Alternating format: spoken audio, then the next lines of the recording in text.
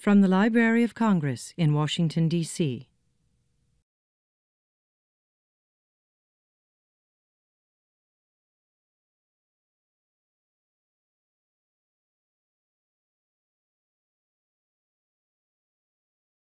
I'm Rob Casper, the head of the Poetry and Literature Center here at the Library of Congress, and I would like to welcome you to tonight's event, Literature and Conversation, with author and performance artist Tim Z. Hernández. This event is co-sponsored by the Hispanic Division of the Library of Congress, and I would like to thank its chief, Georgette Doran, who's sitting in the back in the wonderful coat. Thank you, Georgette. We've done all sorts of fun and exciting events with the Hispanic Division, and it's thrilling to be back here after National Poetry Month, celebrating poetry and literature with them again.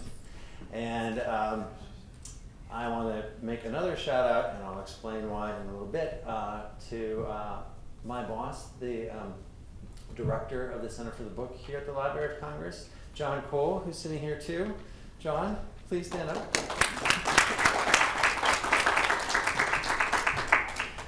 In addition to supporting the Poetry and Literature Center, the Center for the Book has a very special relationship with tonight's reader. Finally, I want to thank our presenting partner, Letras, Latinas, the literary program of the Institute of Latino Studies at the University of Notre Dame. And in particular, I want to thank Francisco Aragón, the fearless leader of the organization and the person who does more to promote Latina and Latino writers nationally than anyone I've ever known. So if you don't mind, Francisco, just standing up so we can clap for you too.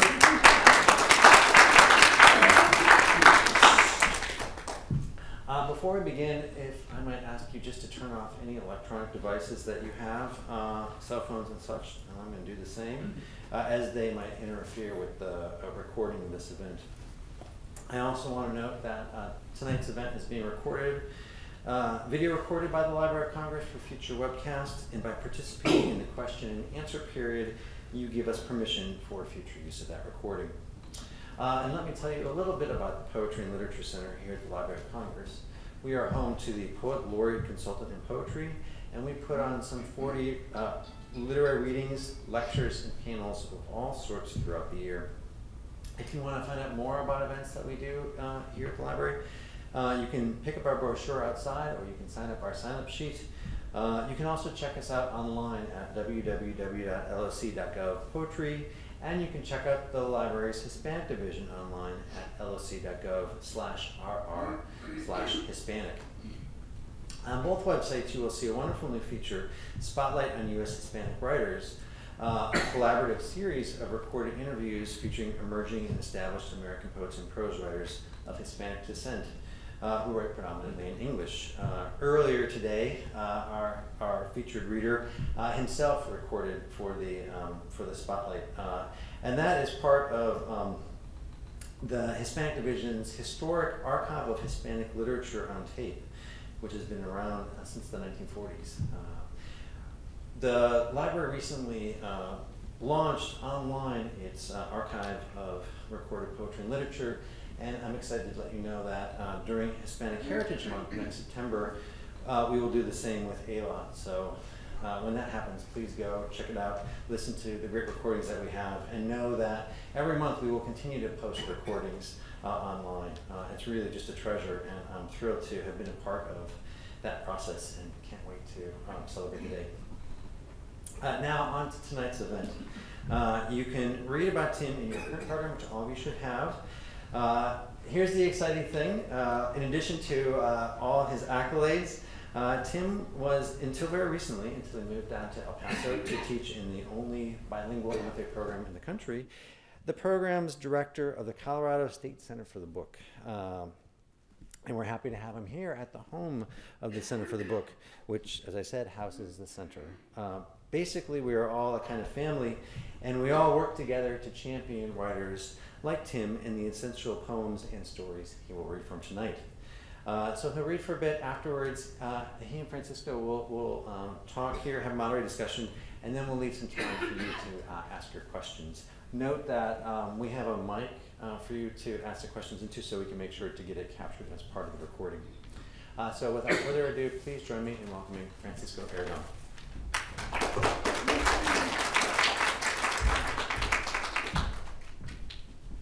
Thank you, Rob. Thank you, Rob.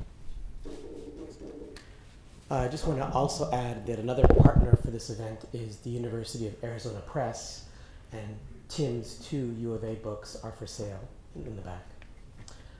Before I introduce our featured presenter, I want to take a moment to express my gratitude to a local funder, my thanks to the Weisberg Foundation, and my thanks as well to Wally Babington, who is a board member of the Weisberg Foundation.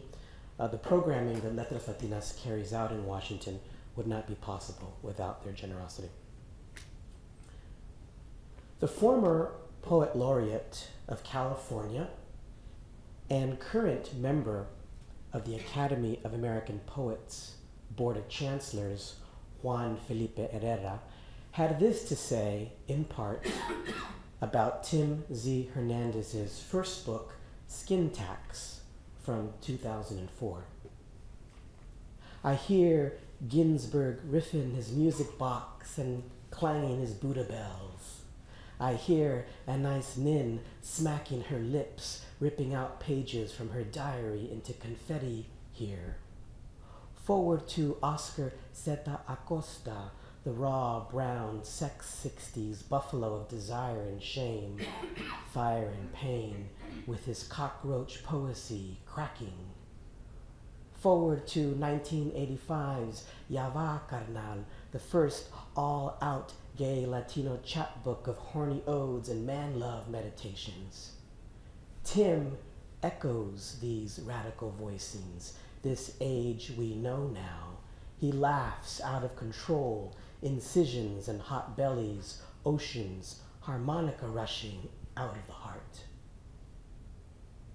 Aside from his idiosyncratic prose style, when he pens these fun-to-read prefaces and introductions, what I find useful about Herrera's pronouncement is how he situates Tim Z. Hernandez into a rich and varied literary lineage, ranging from the Beat generation's best-known poet, on the one hand, to a figure like Zeta Acosta, whose 2 novels, Autobiography of a Brown Buffalo and The Revolt of the Cockroach People, are seminal works of Chicano fiction. Which brings me to this principal observation. Tim Z. Hernandez excels at more than one genre. Skin Tax, a book of poetry, won the Before Columbus Foundation American Book Award.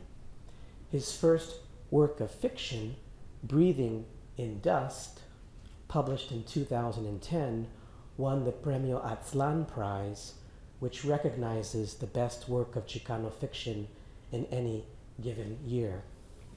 Here is the opening of my favorite chapter, titled The Pallbearer, whose subtitle, in italics, reads, Concerning this nonsense of redemption. One night, down Avenue 68, 2 cops saw a station wagon cruising through a stop sign, and they followed it, lurking behind in the shadows. From where they were positioned, a driver could not be seen, and it appeared that the car was moving on its own. Of this book, Alan Cheuse, for National Public Radio's All Things Considered, said, Hernandez is a deeply gifted prose writer who has learned to use the images and rhythms of poetry to the best possible advantage. And speaking again of poetry, Tim Z. Hernandez is also the author of the collection Culture of Flow from 2012, and more recently, Natural Takeover of Small Things, published by the University of Arizona Press and available for purchase. On a more personal note, the last occasion I spent quality time with Tim was in April of 2012. We sat down to a Thai lunch in Boulder, Colorado, and I got to hear about what was then his current book project, which I imagine he'll read from this evening. In our conversation, he recounted how he came to interview the person who inspired Jack Kerouac's Mexican-American character, Terry, also known as the Mexican Girl, in his American classic, On the Road. At one point, I asked him what she said, and he answered, "You'll have to read the novel." This is my confession. The novel in question, Mañana Means Heaven, I finished reading 2 days ago. And as a native of California, like Tim, it struck deep chords in me. Hector Tobar, for the Los Angeles Times, called it, quote, a meticulously researched and carefully crafted novel that convincingly places us inside the California that was.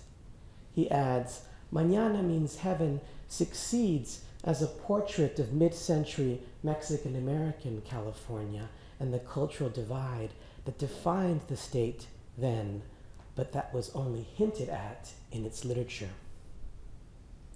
Reading Tobar's comment makes me think of another American classic, The Grapes of Wrath, a book I mostly love, but which, nonetheless, barely acknowledges the presence of Latinos and Latinas in California.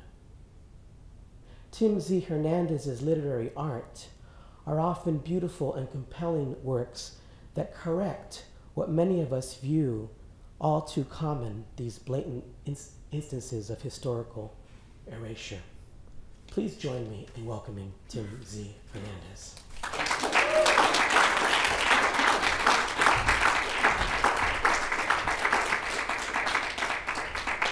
Thank you, Francisco. Thank you so much. And thank you, everyone, for being here. I really appreciate it. It's obviously, it goes without saying, it's an honor to read here and to share my work here at the Library of Congress. And before I begin, actually, I just have to say my grandparents' names because this is being recorded in the Library of Congress. So Felix Hernández Sr. and Estela Constante Hernández. So there, I just wanted to put them here in this place. Because they, my grandfather especially, my grandmother passed away when I was a teenager, so my brains were still like, they were still being formed at the time. So, but when my grandfather passed away, I was already a full-grown man with a fully developed brain. So I used to take my poems to my grandfather, who lived in the small town of Dinuba, California. And I'm originally from the San Joaquin Valley, and that's what I'll be speaking about today, and that's where I write from. The San Joaquin Valley is an agricultural hub there in California. And we produce 70% of what the world eats. So hopefully they'll get some rain there soon. But my family migrated there from South Texas. I'm a third generation. I was born in California, and my father was born in Texas. My mother was born in Los Angeles. My grandparents both in South Texas.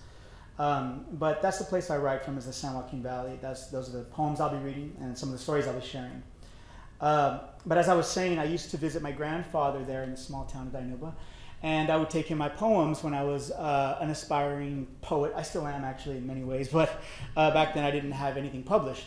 So I would get something published, and I would take him that literary journal, which was usually looked like a tortilla, pretty thin, and I would take it to my grandfather, and I'd say, hey, Grandpa, read my poem, and he would go, he'd just gotten off work. He still had dirt under his fingernails, and he was kind of like with his boots off, and he's like, "Oh, you want me to read a poem?" So yeah, Grandpa, read my poem. It's in there. He would look at it and he would breathe heavy. He'd go,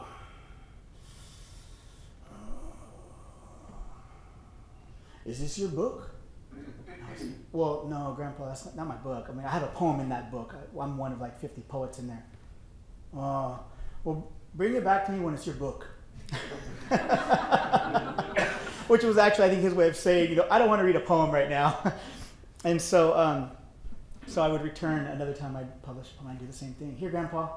And he would look at it, and then he would remember his last thing he said, and so he would breathe again. "Is this your book?" "Well, no, Grandpa, but this is actually a really popular book out in the literary world, and it's not your book?" "No." "All right, we'll bring it back when you got your book." So finally I did, which was Skin Tax. This is the first book I took to him in 2004, and I put it there at my grandfather's bedside, and he was kind of taking a nap. "Is this your book?" That's the first thing he asked me. I said, "It is. Look, Grandpa, the name's on the front, Hernández." "Oh, okay. Leave it here, then I'll read it." Okay. I didn't plan on leaving the book there with him, but okay, you take care of that. I'll come back for it. I came back, I don't know, a few weeks later, and he said, I didn't understand it. I didn't understand any of it. But I liked one poem. I said, which one is that? He said, Enter Madrugada. And I said, why is that, Grandpa? Why do you like that poem? He goes, because it reminds me of me. And it was about him. He didn't know that. So I'm going to read that poem. 52. Start there. And I'm just going to read a few poems, again, just to kind of give you the sense of place that the prose, when I start to read you some of the stories, that's what I'm talking about. So, Enter Madrugada. With loose pants and leather sandals, a wide-brimmed hat with a black band, and lipstick on your deep cherry guayabera. You staggered with a swagger into morning, remembering all the lines you fed, those sequin-clad mujeres of yesterday's tardeadas who you flirted with and you tried to kiss till she laughed at you, because she knew you had a wife, 6 kids, a garden, and an empty doghouse. So you requested a song by Little Joe, hoping he could take you back to Texas, and all of this would be a drunken hallucination. When the accordion kicked in, you jerked your hips like a teenager at prom, trying to impress all the mujeres with your timeless rhythms, but it didn't work at first. As the night crept on, you insisted on gambling your paycheck, so you bought margaritas for every single woman that approached the bar, hoping it would be enough to fire up a conversation, until finally it was. Her name. Well, you forgot after the introduction, but it didn't matter, you see, because she spoke to you like a true Tejana, and that was enough reason to slow dance the night away. When your zipper burned, she knew what this would come down to, you both did. After all the touching and breathing and moving in sync, after all the heat and sweat and exhaustion, after all the liquor and adrenaline and, well, your maleness and her femininity, and after all the lights expired and music retired, the only thing left for chance was that small thanks for everything kiss on the neck, which you kindly accepted. Enter Madrugada. Enter with familia, a wife, a garden, 6 children, and an empty doghouse. Dreams of Texas and a loose wallet. Now enter with lipstick on your deep cherry guayabera. Anyway, I wrote that for my grandfather. He said, I like that one, it reminds me of me. So I said, that's great, Grandpa, that I nailed it. But anyway, he became my reader, actually, sort of by default. I ended up writing poems, and I knew that if I wanted to take writing seriously for me, I wanted my grandfather to understand what I was writing. And so that's kind of, I've always had sort of his ear in mind when I write. So here's another poem from Natural Takeover of Small Things, which came out in 2013 with University of Arizona Press. Home. Fresno is the inexhaustible nerve in the twitching leg of a dog, 3 hours after being smashed beneath the retread wheel of a tomato truck en route to a packing house that was raided by the feds just days before the harvest, in which tractors were employed to make do where the vacancy of bodies could not, as they ran out into the oncoming traffic of Highway 99, arms up in dead heat, shouting the names of their children who were huddled nearby in an elementary school, reciting out loud the house that Jack built. The end.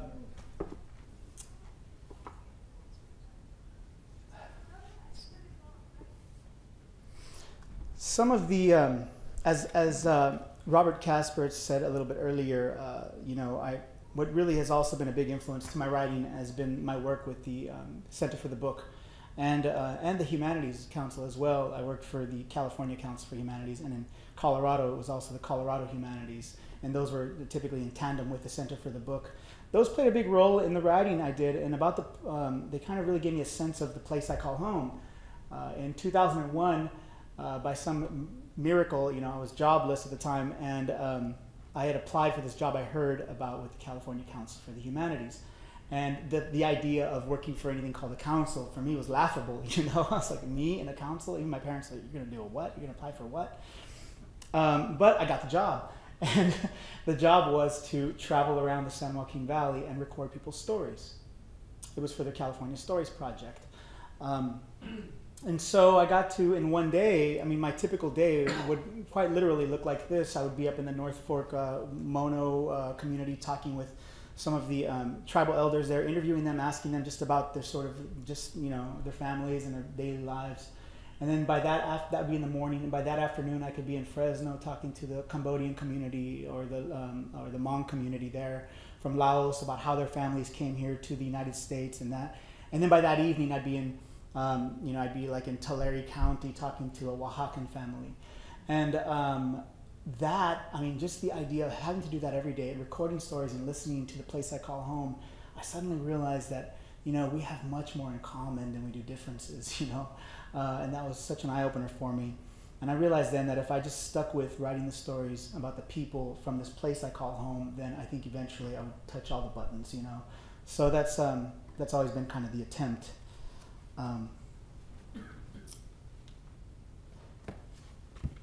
I want to acknowledge a friend of mine who's here, actually two friends of mine, Dwight Miyake and Sandra Plett, who's sitting right there, who are from Fresno actually, originally, but they're here now.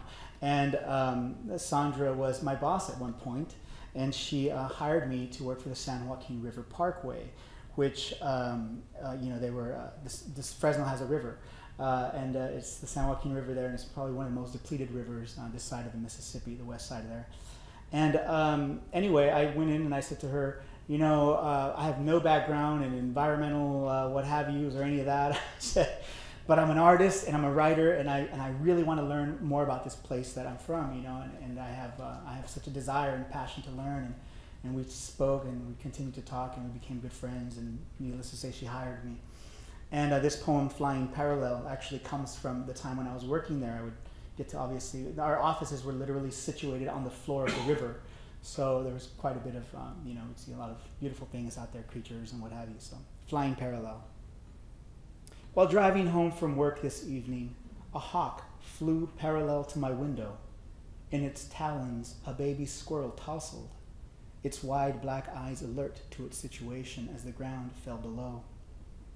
Another bird, smaller in size, came to the squirrel's rescue, pecking at the head and back of the hawk that were parallel to my window.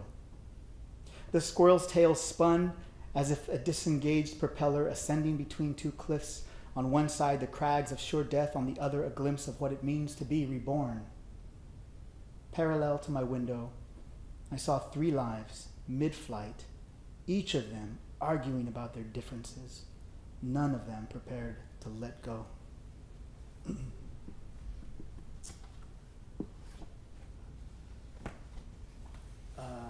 Get a drink of water here. Adios, Fresno. This is the last poem I'm going to read from that, and then, you know what, I didn't realize that B. Franco is still over here on the side. I think I paused it.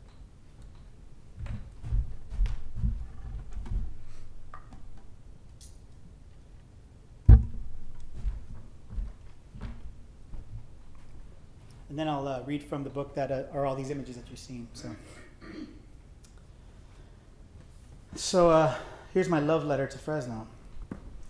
Adios, Fresno. You could use more letters of love. Here, take these. You owe me nothing, except the back pay, but I won't mention that again. Trust me when I'll say I'll have no regrets leaving you. Sure, I'll hear it from the homebodies and the deadpan hearts who were born, loathe, and beg to die amidst your drugged poppies. You can keep your fields. The sun will follow me. I won't reconsider.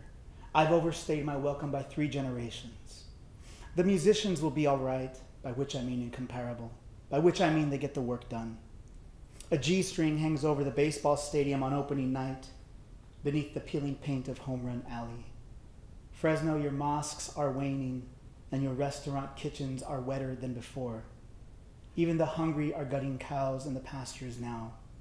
The farmers, they buy their vegetables in supermarkets, you know. There is a difference between lost and Laos. One day you'll have all the water you need. Your statue of David of Sassoon could use a rest, Fresno. Don't bother looking for me.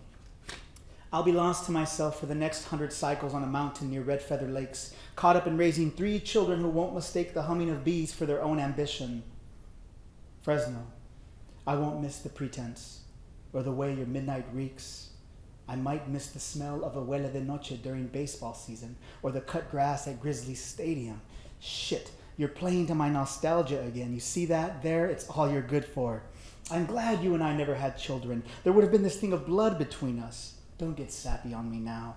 Outside, the truckers are grinding their axles, and the exhaust pipes got the bulldogs going next door. You look pitiful when you're in love. I didn't say beautiful. This drought suits you. Am I being too hard? You'll get over it. The refrigerator almost burnt the house down last night, and I kept thinking somehow you were responsible for it. The bullet hole in my fence can only stare so long. My cousin Art, he's in rehab now, and the silos won't shut up. Your landscape talks the loudest shit in summer. Fresno, you try too hard. Why'd you have to take Victor Martinez from us? Why'd you have to take Omar Salinas from us? Why'd you have to take Andres Montoya from us? Fresno, I might return if you promise to be good.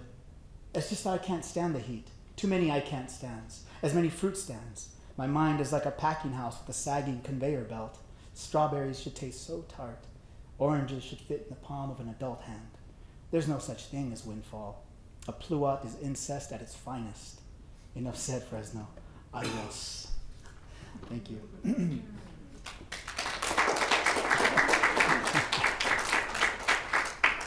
Just for the record, I love pluots, so I got nothing against the pluot.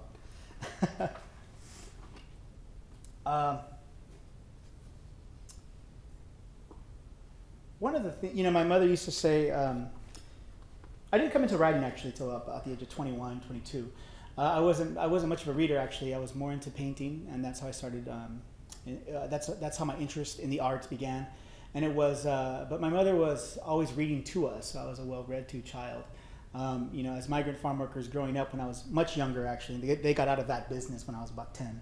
But when I was much younger, we would travel a lot, obviously, and my mother would take books along with her.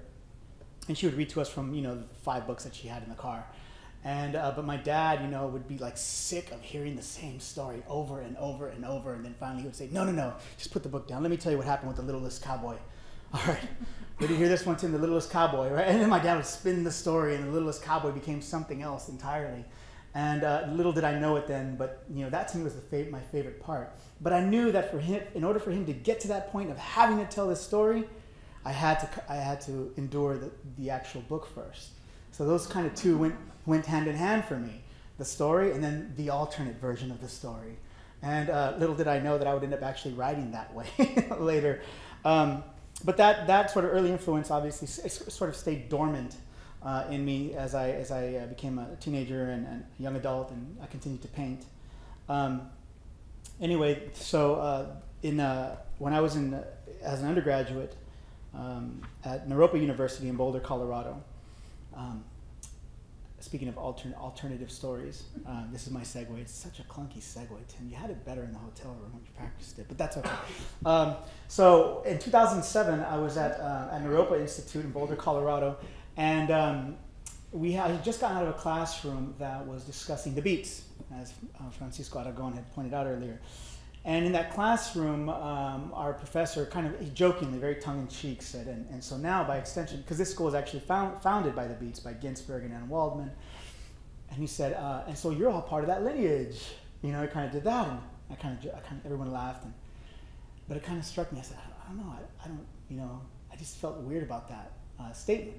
And when I walked out of the classroom, I thought about who would be my lineage, the writers that I align myself with, and Central California has a long list of fantastic writers that I had sort of resonated with since day one, and I knew that was the lineage for me.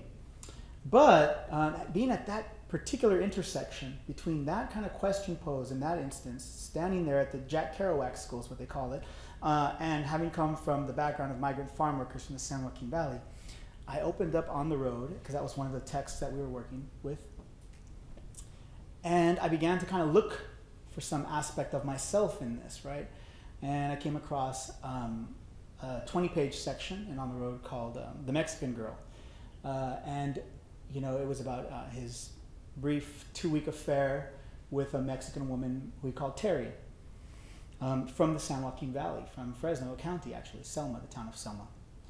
And as I read it, I instantly saw these sort of flashes of my grandmother in 1947, within this character. Anyway, by the time I closed the book, I wondered what happened to Terry, because I knew that a lot of the characters he wrote about were based on real people. So I wonder what happened to her, you know. And then I thought to myself, because by then I was studying poetry. That's all I've ever been interested in. So I thought, you know, it would be a great idea if someone, not me, if someone, another writer, Francisco Aragón perhaps, another writer, were to fictionalize that same time frame that Kerouac was with the Mexican Girl, but from her perspective. You know? That'd be a great fictional story. But not me, because I'm a poet, so I don't do that, but that'd be a great story, okay. So I went home, and then like a few weeks later, kept nagging, that idea kept nagging. I said, gosh, you know, I wonder if that's been done already. So I went online. By then, online was a thing. I went online. Google was a thing, you know, and so I looked it up, and I ended up discovering that there were over 22 books, Kerouac biographies, that talk about B. Franco and Terry, the Mexican Girl, and her role. But it had a little bit of sort of her backstory and a little bit about her role in Kerouac's career, and that was it. And they all pretty much said the same exact thing. But none of them had ever done sort of retelling. So I said, okay, well, that's great. Well, all right, Tim, live with that. File it away and just live with it a little bit. I returned back to Fresno, California, through some circumstances, and ended up living there. And that idea kept nagging and nagging. So I said, oh gosh, you know, I got to do something about that. All right, so let me just poke around a little bit more. So I ended up reading one biography called Kerouac's American Journey. The author's name is Paul Maher Jr. And he had some very unique information. He actually gave us some background to her that none of the other ones gave. And I said, is this guy making this stuff up? Which, you know, for biographers, like, what? You know, it's like a slap in the face, like a punch in the jaw. So I emailed him and I said, with all due respect, where did you get this information, or did you make it up? You know, and he said, no, I got it from her letters. Now, letters? And he said, yeah, her letters. Where do you find letters? They're at the Kerouac archives in the New York Public Library. And I said, well, how do I get to see these letters? So you just go get a library card. They'll let you see them. What? Went online, bought my plane ticket, flew all the way to New York, landed in New York, went up the big marble steps, said hi to the lion heads, went inside there, and I got to the archive room, and the man, actually, the archivist goes, you must be here for the B. Franco letters. What gave that away? So we went in there, and they opened up the file, and I started to look at her letters, and suddenly this fictional idea I had in my mind went out the window, and I realized that she was a real woman. You know, she was a real woman, and I started to look at the letters, and the most amazing thing happened. Actually, I started to see all the names of streets and communities that I grew up around. She was talking about, Jack, we're here at the Selma Winery over off of Bethel, and me and little Albert are working on getting money to go visit you in New York soon, and we can't wait to see you. And you know, she was talking about all these communities that I'm familiar with, and it just blew my mind. So I kind of very naively, you know, because I'm a poet, not a fiction writer, I said to the archivist, how do you get permission to publish the letters? And he said, you just got to ask your family. And I said, okay, cool, can I have their number? And he goes, well, no, they've been pretty much impossible to find. And I said, well, then how did this other gentleman publish excerpts of her letter? And he goes, oh, well, that's easy. If you can prove that you tried looking for her, then we'll have you just sign a release form that holds us harmless, right? And then we'll give you the permission. Oh, prove? Okay. Bought my ticket, flew back to California, landed in Fresno, and I went to Selma, to the town of Selma, and I opened up the library. I was looking for a payphone, because by then cell phones were the thing, and I was like, are there still payphones? And there was this one payphone at a gas station, a giant yellow notebook, yellow phone book. Open it up, look up Francos, and there's like about 25 Francos. It's perfect. Rip the page out. Started calling all the Francos there, and I was like, by then I was going down the rabbit hole, man. It was ugly, and I was accusing people. I know you're her. I know you're the family. You don't know. I know you're the family. And they were like, don't call us anymore. Anyway, I continued to search, and finally I gave up. But I came across this one thing, and it said private investigator. I went, oh, could I do that? Could I hire a private investigator?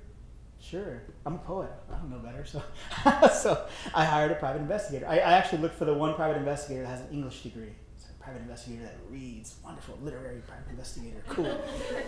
So I contacted her, and she says, I tell her the story, and she says, okay, yes, let's meet. We meet. I acquire her services for $150.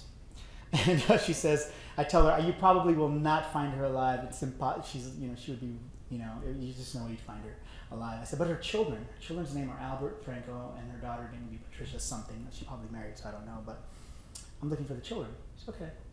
So we spent about 6 months together working for $150, What she actually ended up doing was teaching me, because it was like only $150. She was like, okay, I know how to find, I know where you to go, but you're going to go do the work. You go over there and ask. And I was like, oh, okay.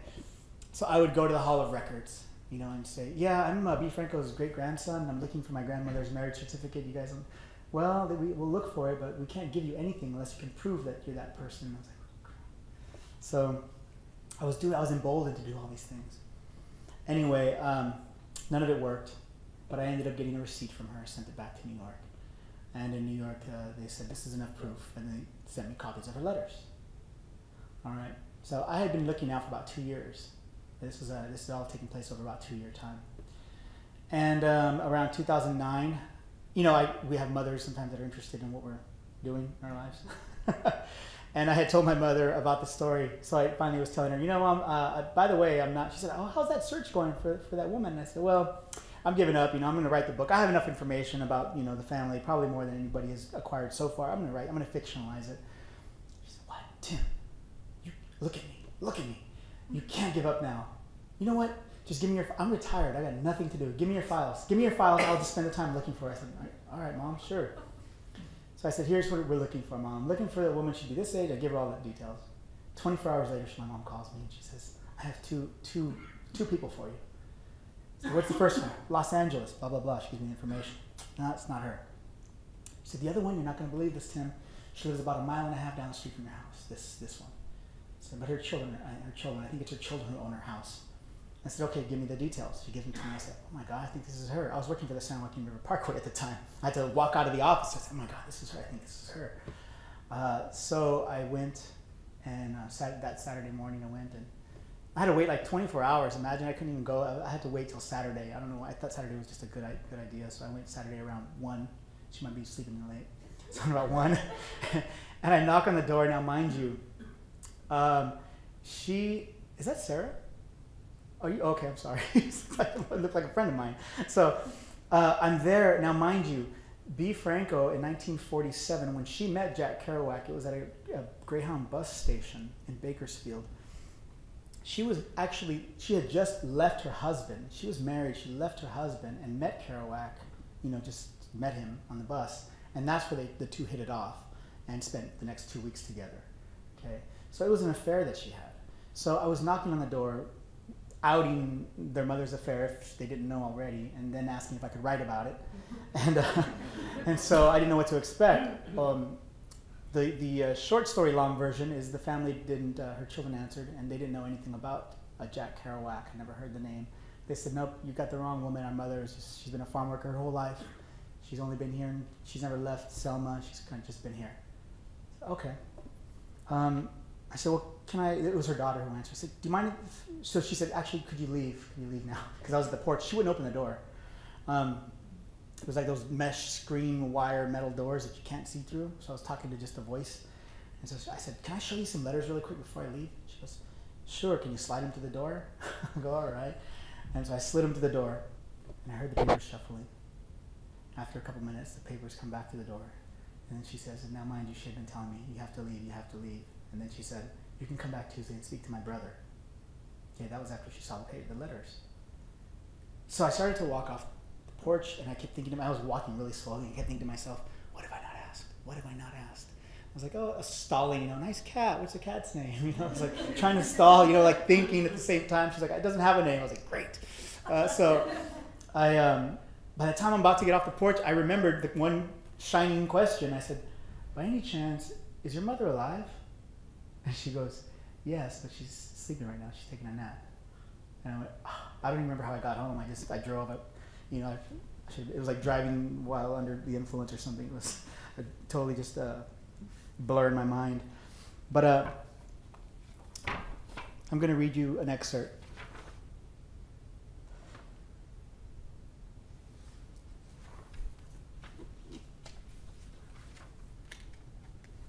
I continued to go back and had to convince the family, because they had never heard of such a thing.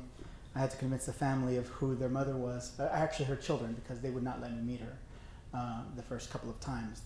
Her son, Albert, who's also in On the Road, by the way, Kerouac refers to him as Little Johnny, but Albert's now 71 years old, and he was the one who was kind of vetting me, you know. Albert breathed deeply. His wide chest rose, and he rubbed his hand over his mustache. He glanced at his sister, and she adjusted her eyeglasses. I could see they were getting tired. It was all too much to take in one sitting. I decided to switch gears. What about your mom? I asked. Can you tell me about her? Patricia spoke up. She doesn't do much. She keeps to herself mostly. She's home a lot. Albert picked up from there. My mom never leaves the house, he said. Her eyes are really bad. How's her memory? I asked. They looked at one another. It's all right. Does she remember things from her past? They nodded. Their energy was waning. Albert kept looking at his watch. He stood up from his chair now and stretched, and then lowered his eyes down at me.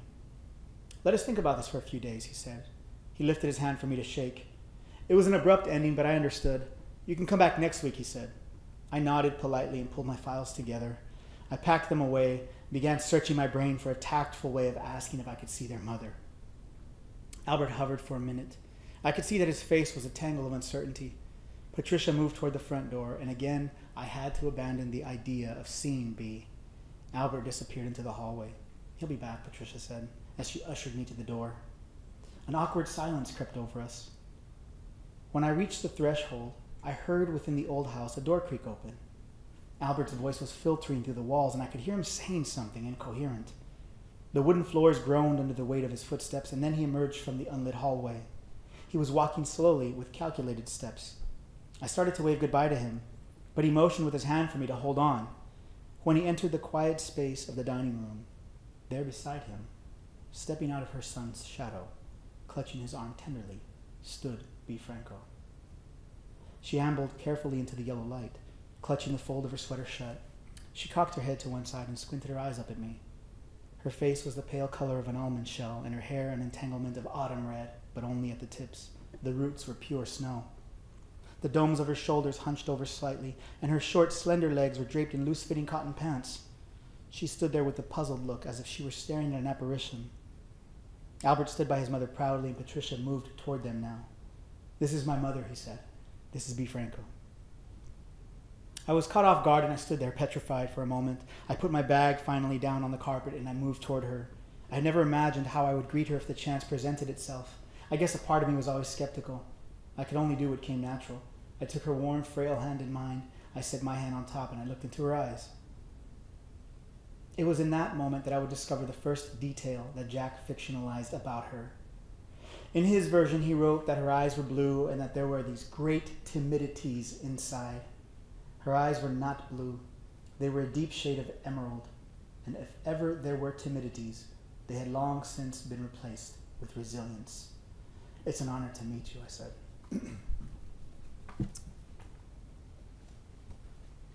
So we struck up a friendship, and eventually Albert and them sort of slowly came to. Actually, I don't think he ever believed me in the beginning, even when he introduced me to his mother. It wasn't until we started having interviews, and he saw me consistently coming back and interviewing her every Wednesday. And I think at some point he just kind of said to himself, at least my mom has company. So, I think that's where he was kind of going with it more than like, okay, here's an author who's going to write. And I asked B. Franco, did you know about any of these books? And she said, no. I said, has anyone ever knocked on your door and asked you about your story? And she said, never.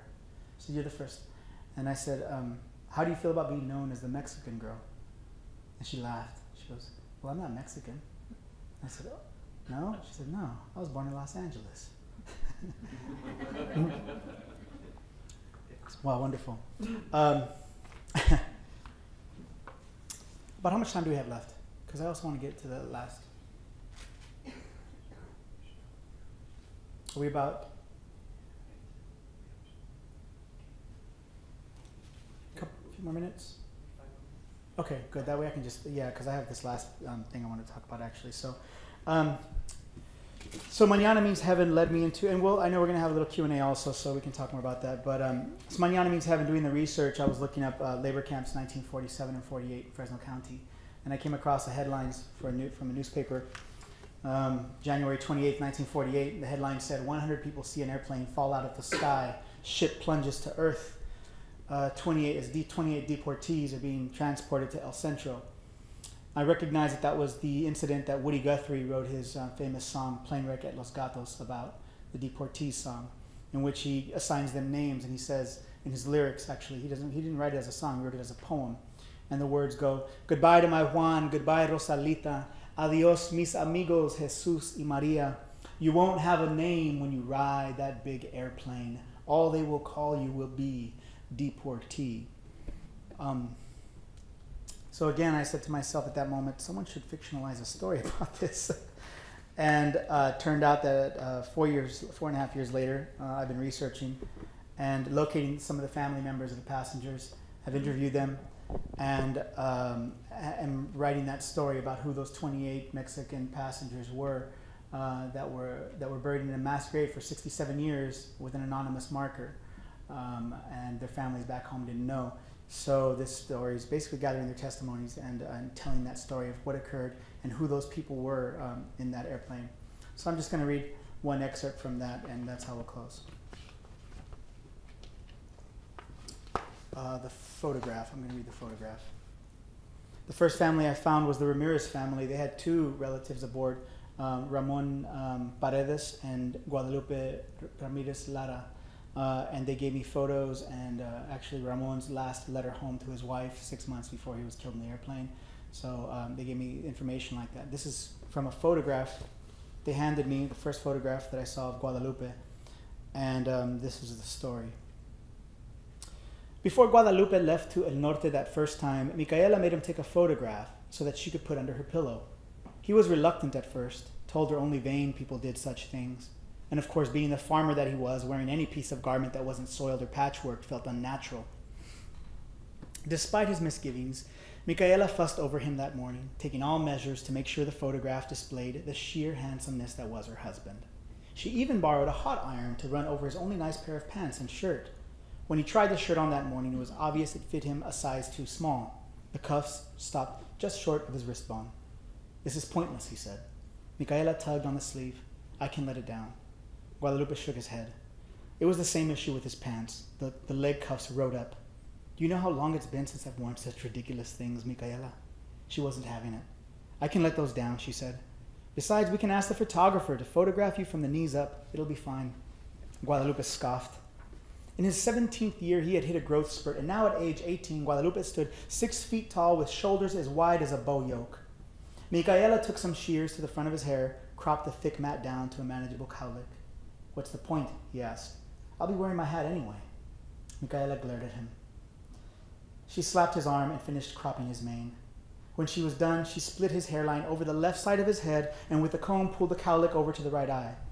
There, she said, now you look decent enough for a photograph. Because they owned neither mirror nor silverware, Guadalupe could only take Micaela's word for it.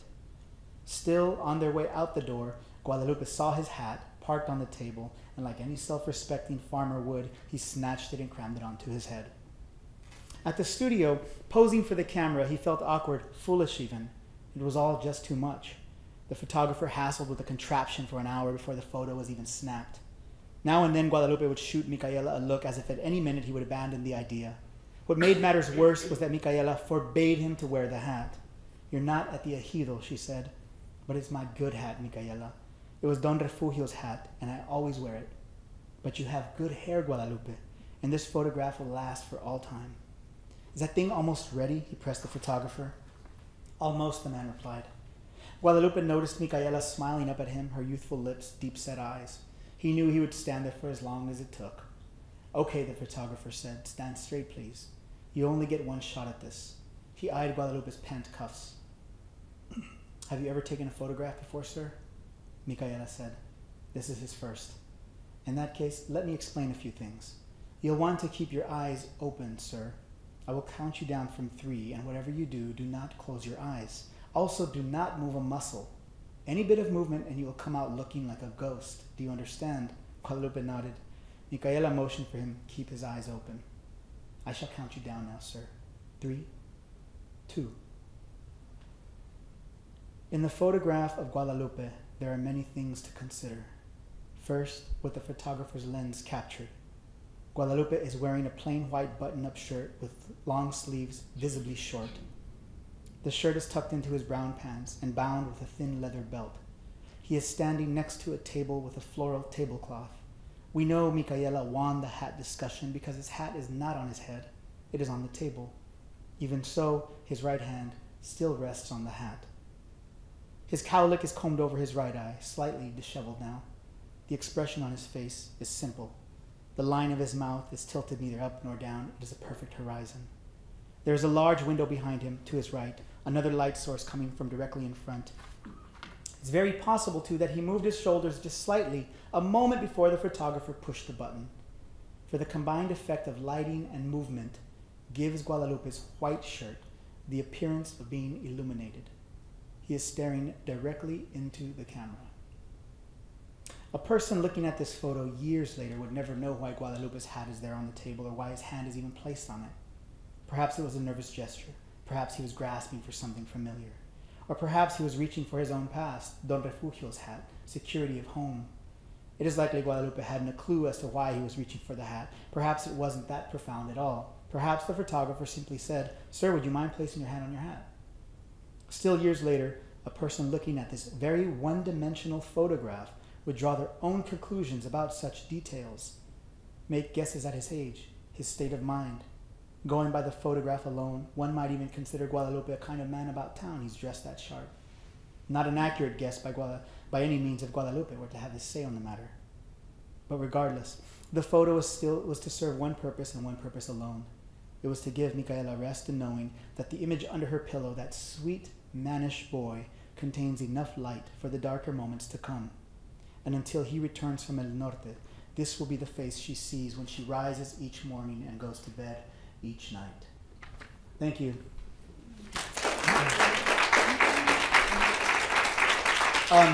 Also, before we get into Q&A, I just want to thank Francisco, before I forget, Letras Latinas also, they've been doing fantastic work for years now. Catalina Gomez as well, thank you for your work. Robert, obviously, the Library of Congress, John Cole, my friend Marnie here, and all the staff who made this possible. So I just want to say thanks. Before I forget. So we're going to do a Q&A now? Yeah. Cool. Could you take us through that moment? Think of an example where raw research becomes literary art. Just give us a snippet of how you do that. You're gathering all this information, and then from research to literary art. Walk us across that bridge. Sure. I mean, I think there's an analogy. I've been trying to articulate that in my own mind for years now, but I think there's an analogy that I've sort of come up with, and that's, when you go into like a dinosaur museum, you see the T-Rex and its sort of awesome presence, we don't question whether the fact that, that bone came from one T-Rex from one site, the other bone came from another T-Rex from another site, and that's how it went, right? But we've gathered them all together into one to create a representation so that we get that sort of sense, that feeling of its presence. And that's, to me, how the decision gets made when you do research. When I do my research and I turn it into fiction, the idea then is, how do I recreate that sort of sense of the whole using the information that I do have, the sort of factual, quote-unquote factual information that I do have, the photographs, and obviously the family's testimony, which is memory, right? So it's less data, and it's more about sort of, obviously the human element, the testimony, the memory. So using all those, I combine them. For instance, the conversation that we just spoke right now, where they're speaking, that is not a conversation, that is a fictionalization. I made that up. But that is pulled from conversations that I had with the family, with the children actually who are alive. And I would ask them, tell me about what life was like, and what it was like when you would wake up in the morning. And my father was always joking. My mother and him were bickering all the time, but it was in humor because we didn't have TV like we do now. There wasn't the internet. It was like the children who are 80 years old now were telling me this. And so after they would share these conversations, I would write. I wrote it and I shared that conversation with them, and they would laugh and almost relive a memory that wasn't theirs, but also very much is. So. Questions from the audience? Sure. Why don't we chat? Yeah, Marnie.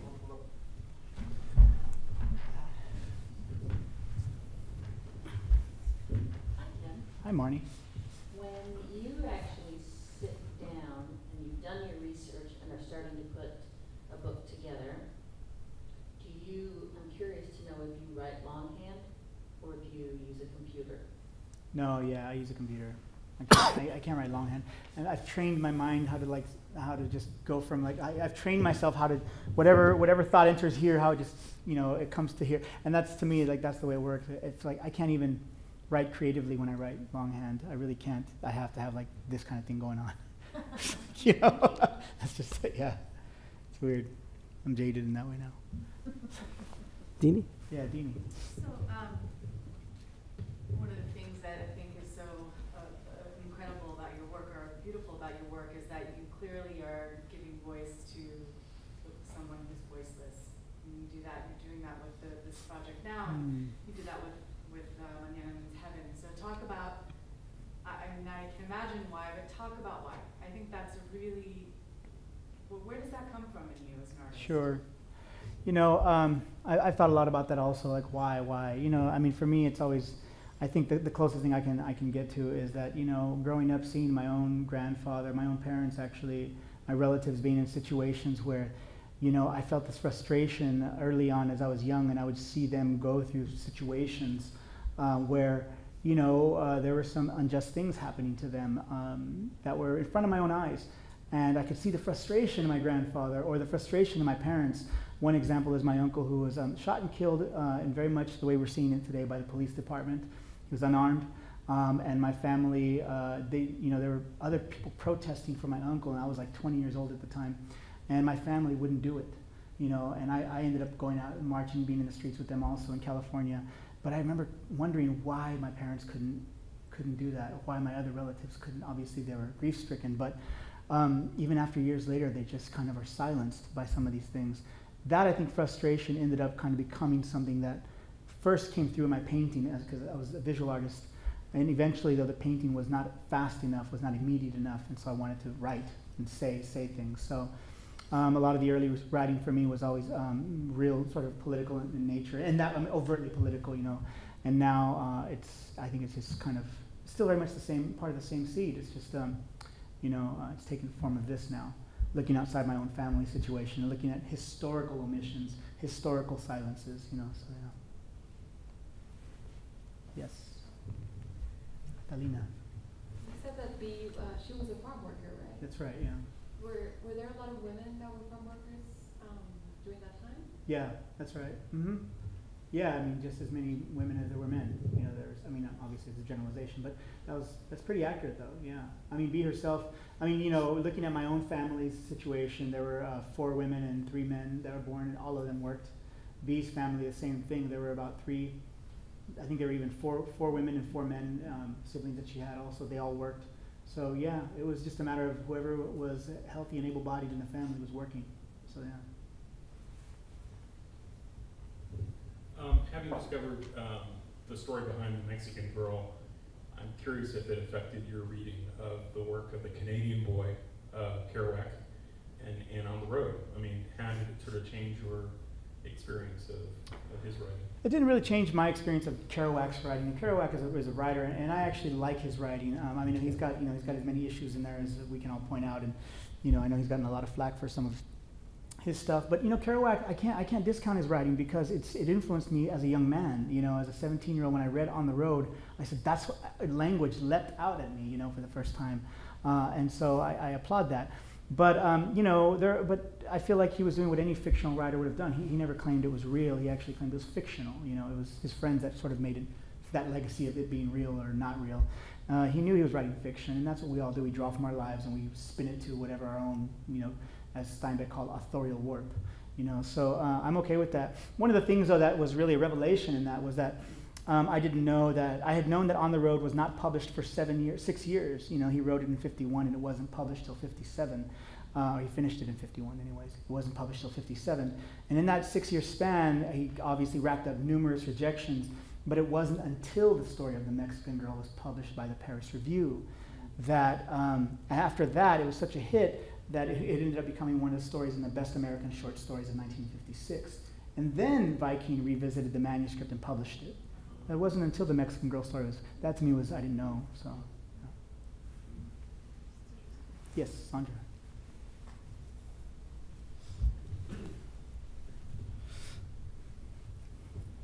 Hey Tim, being from the same part of the world, I'm very aware also of all the untold stories there from the central San Joaquin Valley, and so appreciative that you're telling so many of those stories. My own ethnic community, the Mennonites, have many untold stories in that part of the world. My husband's ethnic community, the Japanese American, have many untold stories in that part of the world. And my particular interest, probably because of the confluence of where I've lived and all our friends and my marriage and everybody else, is I see how so many of those lives have been intertwined and have a different kind of life, a different kind of story. Do you know anybody who is talking about that?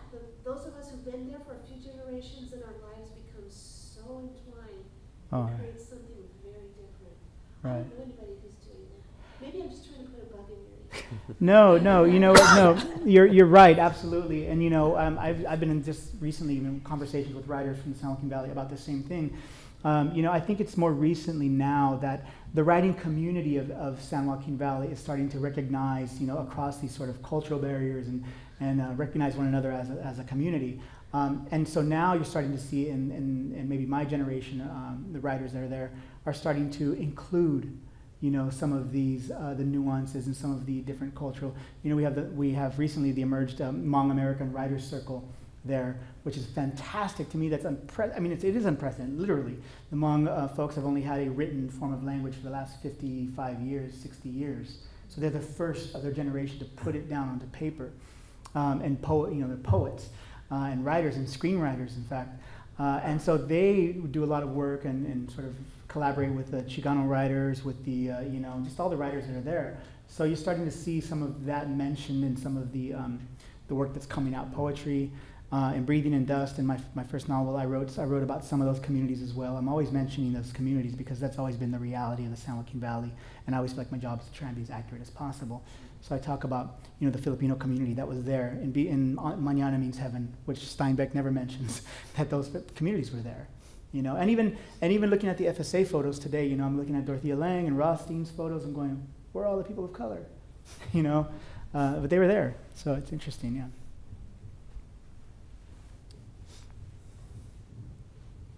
Tim and Francisco, you talked about when you introduced Tim about being so wonderful of a writer that you could write poetry and then move into fiction. And I think those of us who are writers here know that that's no easy feat, even if you have the talent for it. So I was just curious about who did you look to and how did you make that transition? If you could speak anything, right. Share anything about that. This is where I answer, and then the writers in the room, the hair on the back of their head goes, ah, because truly, like the way that I've always imagined myself. I mean, I didn't come into writing wanting to be a poet or thinking I'm going to be a fiction writer. I just said I had things I wanted to say, and so I've tried to keep. And even after I went to school into writing programs, I tried to keep that same sensibility of it's not a poem, it's not a story, it's just writing. And then in the process of that, I let the characters tell me what it's going to be, or the situation tell me. And sometimes I think it's going to be a story, and I've done this many times. I write a long sort of 20-page story, and then I go, nope, and I narrow it down, and suddenly I realize it's a poem. You know, and I go, oh, okay, I didn't know that. And then the other way around, too. Sometimes I start off with a poem, and then the characters want to speak, and they speak, and suddenly and in fact, this next book, the Plane Crash book, was going to be, my artistic intention was, it's going to be a book of poetry. Documentary poetics is what I was going to do. Take Muriel Rukeyser, who I love, and Mark Nowak, and all these C.D. Wright. Great writers are doing that, and retell the story through poetry. But, you know, the testimonies, the people speaking, the photos, I suddenly just got bigger and bigger, and I said, okay, I'll listen. And so I think that's probably how I come about it, listening to what the story itself unveils. So that's my approach. All right. I think that's a perfect place to end. Thank you, Rob. Thanks Thank you. Thanks so much. Thank you all so much. Shinzi Hernández and Thank Francisco Aragón. Thank you. Francisco. The books for sale in the back. Obviously, so you should keep an eye out for the book to come. But in the meantime, get a book, get it signed, and we hope to see you soon. Thank you all. Thank you. This has been a presentation of the Library of Congress. Visit us at loc.gov.